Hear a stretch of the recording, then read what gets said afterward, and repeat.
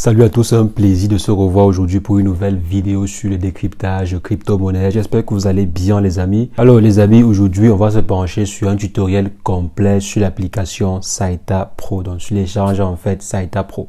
Il y a plusieurs personnes qui ont demandé un tutoriel complet dessus et aujourd'hui on va voir le tutoriel le plus complet sur l'application en question. On va tester tous les points de A à Z sur l'application en question. Donc pour ceux qui ne connaissent pas Saita Pro, c'est l'exchange décentralisé de l'écosystème Saitama. Donc vous aurez la possibilité, ou bien vous avez en fait la possibilité avec l'exchange en question de pouvoir effectuer des achats, des échanges, des swapping de crypto-monnaie. Donc c'est un exchange décentralisé comme la plupart que vous connaissez, comme par exemple MetaMask, Trust Wallet, etc. etc. Donc c'est un exchange décentralisé proposé par l'écosystème Saitama. C'est ce que nous allons voir dans cette vidéo. Et si jamais c'est la première fois que vous atterrissez sur cette chaîne, quotidiennement nous faisons le décryptage de crypto-monnaie, d'investissement en bourse ou investissement en ligne de façon générale. Donc si l'une de ces thématiques vous intéresse, n'hésitez pas, abonnez-vous et cliquez sur la cloche pour ne rien rater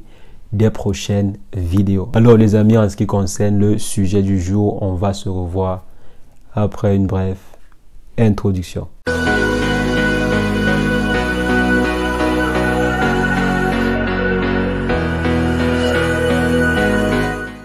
Alors les amis, comme je disais, en fait, on va voir un tutoriel complet aujourd'hui sur l'application Saita Pro proposée par Saitama. Donc là, je me rends en fait sur mon téléphone pour qu'on puisse voir concrètement comment cela fonctionne. Donc là, par exemple, j'avais déjà l'application installée sur mon téléphone, mais on va recommencer tout de zéro. Donc je viens là sur l'application Saita Pro, je vais supprimer l'application et on va réinstaller en fait l'application depuis le début. Donc on va recommencer tout au début comme si on n'avait jamais eu à installer l'application en fait. Donc je m'en vais sur Play Store, je m'en vais là sur Play Store.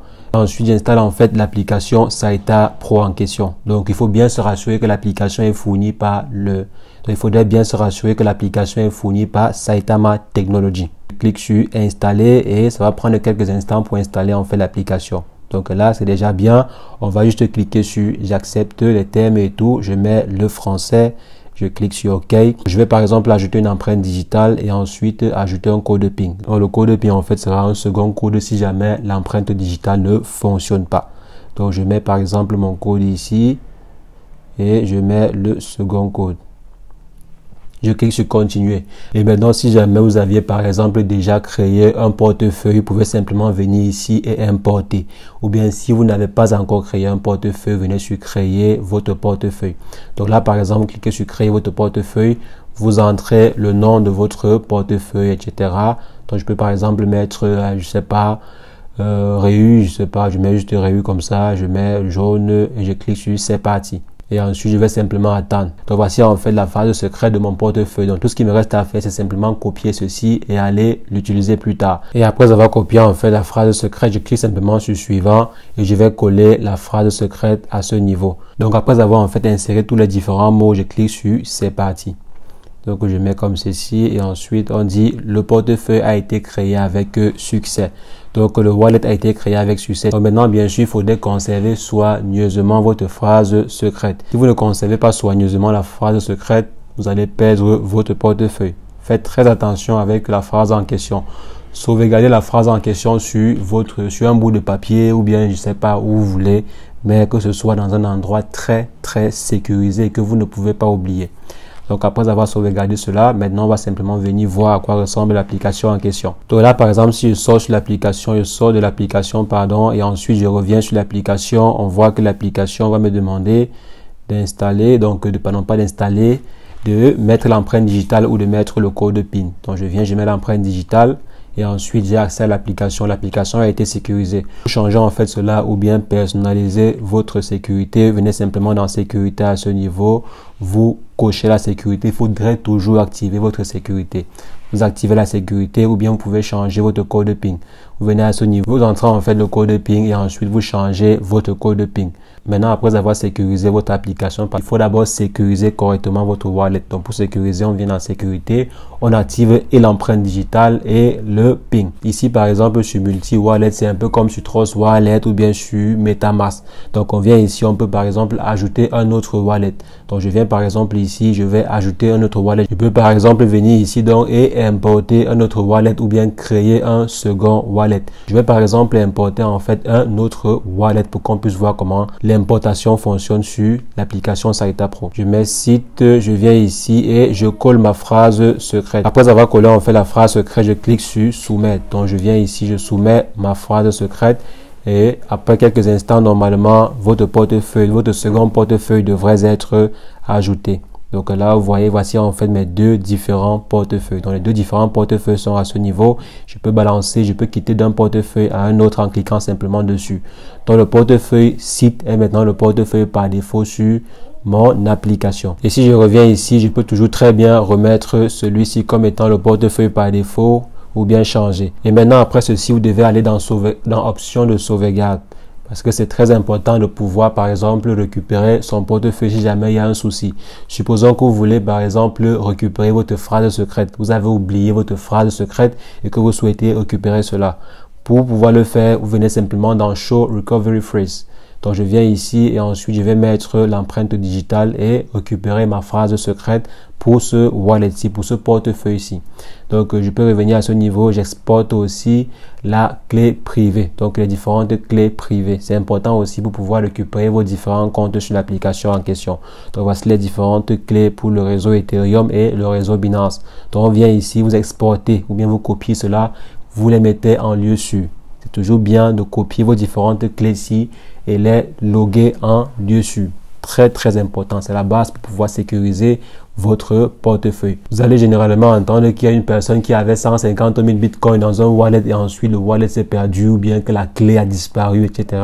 Ce sont des choses pareilles. Donc, il faut toujours sauvegarder vos différentes clés privées, également sauvegarder votre phrase secrète. La phrase secrète, en fait, c'est la clé de votre wallet sur la blockchain. Donc, il faut faire très, très attention. Donc, venez à ce niveau et exportez vos différents fichiers pour sauvegarder, exportez vos différentes clés, pour sauvegarder votre accès à la blockchain ou bien pour sauvegarder votre accès à l'application en question. Donc, je viens ici et je m'en vais dans choisir la langue. Si jamais je souhaite changer de langue, je viens dans préférences aussi pour les différentes préférences concernant, par exemple, la devise et d'autres fonctions. Maintenant, on peut également venir dans historique pour voir, par exemple, l'historique de transactions concernant un wallet. Si jamais vous avez reçu ou bien envoyé des crypto-monnaies, vous pouvez simplement venir en fait dans historique à ce niveau. Donc je viens là et maintenant je vais aller dans mon portefeuille. Ici dans portefeuille par exemple c'est votre balance. Donc vous pouvez par exemple voir votre balance actuellement. La balance du compte qu'on vient de créer est de 0,0. Donc il y a 0 Ethereum, 0 Binance et 0 Saitama. Maintenant, on peut venir également à ce niveau sur les marchés pour voir à quoi ressemblent les marchés. Et maintenant, on peut également venir sur marché pour voir comment se comporte le marché, rechercher un projet particulier. Si par exemple, vous voulez rechercher des informations sur Binance, vous pouvez venir ici à ce niveau, effectuer la recherche, etc. Ou bien vous venez en fait sur la page d'accueil. Vous allez par exemple voir la bannière d'informations et également la possibilité de pouvoir échanger, recevoir, envoyer, acheter ou stacker ou bien transférer vos différentes crypto-monnaies. Donc à ce niveau en bas, il y a plusieurs projets. Vous pouvez classer par gain, vous pouvez classer par perte, etc., etc. Donc et maintenant, on peut maintenant venir au niveau d'échanger. Quand vous partez sur échanger, ça permet de pouvoir swapper en fait votre crypto-monnaie, passer d'une crypto-monnaie à une autre. Supposons que vous avez par exemple de l'Ethereum sur ce wallet-ci. Si vous avez de l'Ethereum et que vous voulez avoir du Saitama, vous pouvez par exemple échanger. Si vous avez de l'Ethereum et que vous voulez par exemple avoir du Shiba Inu, vous pouvez échanger. Si vous voulez par exemple swapper, quitter d'une crypto-monnaie à une autre, vous pouvez le faire sur cette partie en question. Et maintenant ici, vous pouvez simplement ajouter de la liquidité. Donc en partant simplement dans Liquidity. ou bien on vient dans swap ou swapper, en fait passer d'une crypto-monnaie à une autre. Donc c'est à peu près à ça que c'est la fonction d'échange. Maintenant, on peut recevoir des crypto-monnaies, ceci est standard. Si je veux par exemple recevoir de l'Ethereum, je viens là, je récupère en fait mon adresse ETH et ensuite je vais envoyer cela à la personne qui souhaite m'envoyer des crypto-monnaies, soit de l'Ethereum ou bien soit un projet développé sur la blockchain Ethereum. Donc je vais par exemple ici, je copie comme ceci et je m'en vais partager. Je peux par exemple acheter de l'Ethereum sur Binance et ensuite je transfère cela sur mon portefeuille en question, sur mon portefeuille Saita Pro. Donc je viens ici et ensuite je vais rentrer.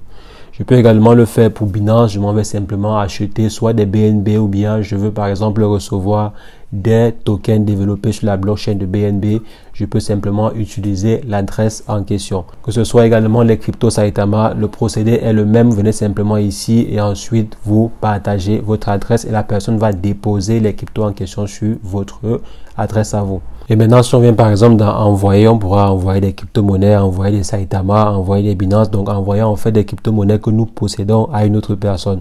Je suppose que l'on va envoyer des Saitama, donc des ETH. On vient ici, on va insérer en fait l'adresse de la personne, on clique comme ceci, on insère en fait l'adresse de la personne, on vient là et on met par exemple le montant, on peut mettre un ETH pardon, et ensuite on vient ici, vous voyez les frais de transaction. Depuis quand même qu'il y a eu une migration, les frais sont quand même un peu réduits. Donc depuis quelque temps, les frais sont un peu réduits.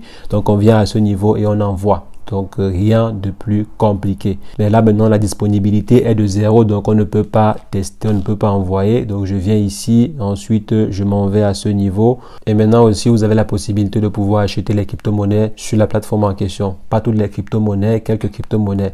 Ici pour l'instant vous avez la possibilité d'acheter les ETH et également des Saitama. Donc, je viens par exemple à ce niveau, je choisis Saitama et ensuite je viens mettre le montant. Vous devez acheter au minimum $200. Je sais que pour certaines personnes, ça peut être énorme et tout. Donc, vous venez par exemple ici, vous entrez en fait le montant minimal et cela va vous renvoyer sur la plateforme IP. Donc, ça vous renvoie en fait sur la plateforme IPMI et arrivé à ce niveau, vous allez simplement entrer votre adresse email ou bien vous allez créer un compte si jamais vous n'avez pas encore de compte. Donc, vous créez un compte en venant simplement ici. Donc, new to IP, vous venez ici, vous créez un compte et ensuite le tout est joué. Donc, après avoir créé le compte, bien sûr, vous allez associer votre carte Visa pour pouvoir en fait acheter les crypto-monnaies en question. Donc, je viens à ce niveau, j'insère mon adresse mail et mon numéro de téléphone, je clique sur Sign Up, etc., etc. Donc, ça peut nous perdre un peu de temps, mais le procédé, c'est ainsi. Donc, on vient là, on met le montant et ensuite on clique sur Proceed. Maintenant, si on vient à ce niveau et qu'on souhaite effectuer le stacking, c'est un peu comme l'épargne. Donc, si vous souhaitez effectuer l'épargne, venez ici sur le stacking. Donc là, on clique sur OK.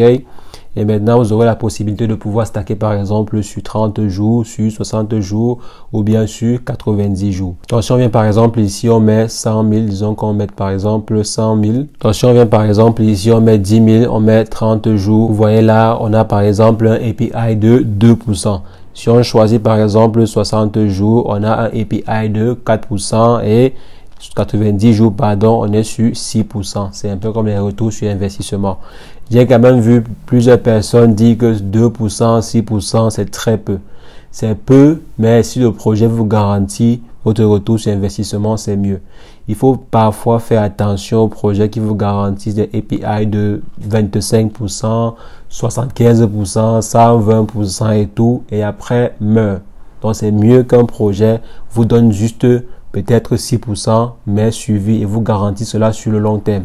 Il y a des projets qui vont vous donner, comme j'ai dit, 100%, 200%, mais après on va entendre que le projet a chuté ou bien que le projet ne s'est pas en sorti. Il faut proposer un retour sur investissement que vous pouvez assumer. Vous, en tant qu'entreprise, il faut proposer un retour sur investissement qui ne va pas en fait vous ruiner. Donc selon moi, 6%, ça peut toujours passer. Donc 6% sur 9 mois, ça peut passer. C'est vrai que 10% aussi serait intéressant. Mais 6%, c'est toujours intéressant. On vient là, on clique sur stacker, mais malheureusement, moi, je n'ai pas une balance suffisante. Donc je viens par exemple ici, je clique sur stacking et ensuite je confirme le stacking. Mais pour l'instant, la balance n'est pas assez suffisante. suffisant. Donc, si vous voulez par exemple stacker vos différentes crypto-monnaies sur 90 jours, 60 jours ou bien 30 jours. Donc, on vient ici, il y a le stacking et il y a maintenant le bulk transfer. Donc, et maintenant, si on vient dans bulk transfer, vous aurez la possibilité de pouvoir envoyer vos différentes crypto-monnaies sur plusieurs adresses, comme vous voyez à ce niveau. Je peux par exemple venir ici, je choisis d'envoyer des BNB, des Saitama, etc. à plusieurs adresses. Donc, je viens là par exemple et je vais ajouter un fichier CSV qui va répartir l'envoi des tokens. Je peux par exemple décider d'envoyer un ETH, mais je ne sais pas cela. Donc, je viens ici, voici un exemple de fichier. Donc, je viens là, voici un exemple. Vous mettez par exemple ici l'adresse et vous mettez le montant. Donc, vous mettez une adresse ici et vous mettez le montant comme vous voyez à ce niveau. L'adresse 1, le montant associé, l'adresse 2, le montant associé. Donc, le montant que vous allez envoyer de façon générale sera réparti entre toutes les différentes adresses que vous aurez choisi d'envoyer dessus. Donc, je viens à ce niveau, je charge mon fichier après avoir configuré mon fichier en question et ensuite je clique sur envoyer. Donc rien de très compliqué. Donc voici à peu près les amis les différentes fonctionnalités qui sont sur l'application en question. Donc qui sont sur l'application Saita Pro. Donc plusieurs autres listings et plusieurs autres fonctionnalités arriveront sur l'application en question. Restez seulement scotché.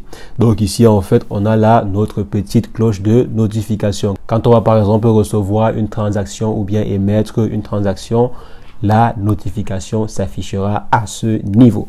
Donc les amis, c'est ce que je voulais très rapidement partager avec vous dans cette vidéo. On va se revoir très prochainement pour une nouvelle vidéo sur le décryptage de crypto-monnaies. Mais entre-temps, portez-vous bien. Ciao, ciao.